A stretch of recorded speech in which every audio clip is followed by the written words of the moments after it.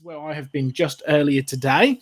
It's actually one of the largest and most complete prehistoric, for want of a better word, sites, burial chambers, but also religious chamber as well. And we went inside here just a little bit earlier. You've got to crouch down quite low and crawl yourself all the way through, and you're sort of about 25 to 30 meters inside. You're about 30 to 40 meters underneath the ground at this point as you're digging and exploring around. Now, Jersey is well known for its many prehistoric sites, including Neanderthals.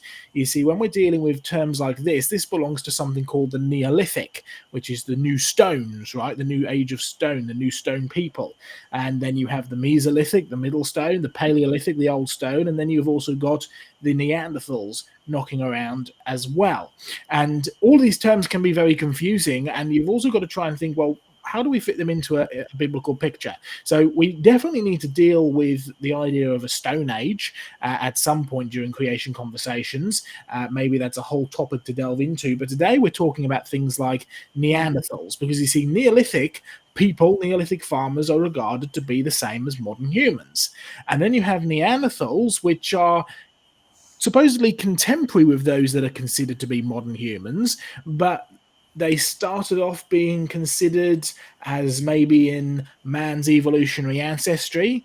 Then they were considered perhaps their sort of distant cousins, and many people still consider them that today, sort of distant cousins, branched off from a common like hominid.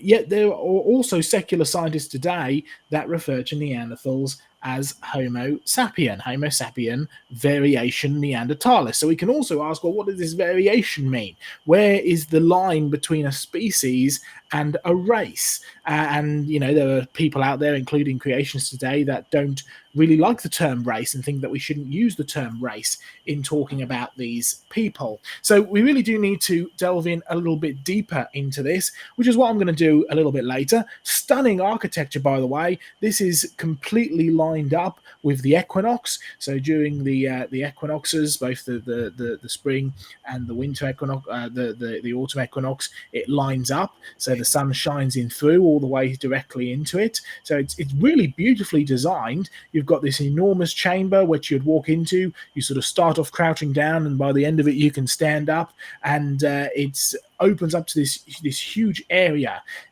inside, which has then been buried by enormous amounts of rubble and then completely covered by an enormous amount of soil. So it's this huge, great big mound that you can go in and actually explore. And things like this, albeit on a smaller scale, are found all over the island. This is another one which was right next to one of the big prehistoric Neanderthal sites that we visited. There's been lots of caves where we know we found Neanderthal activity and Neanderthal tools and Neanderthal culture. And so it's not just the bones. Obviously, Diane and John and Craig have been speaking a lot about the bones, and that is a very vital part. But human beings are more than just bones. We're created in the image of God, which means we have certain aspects that animals do not have, including things like creativity.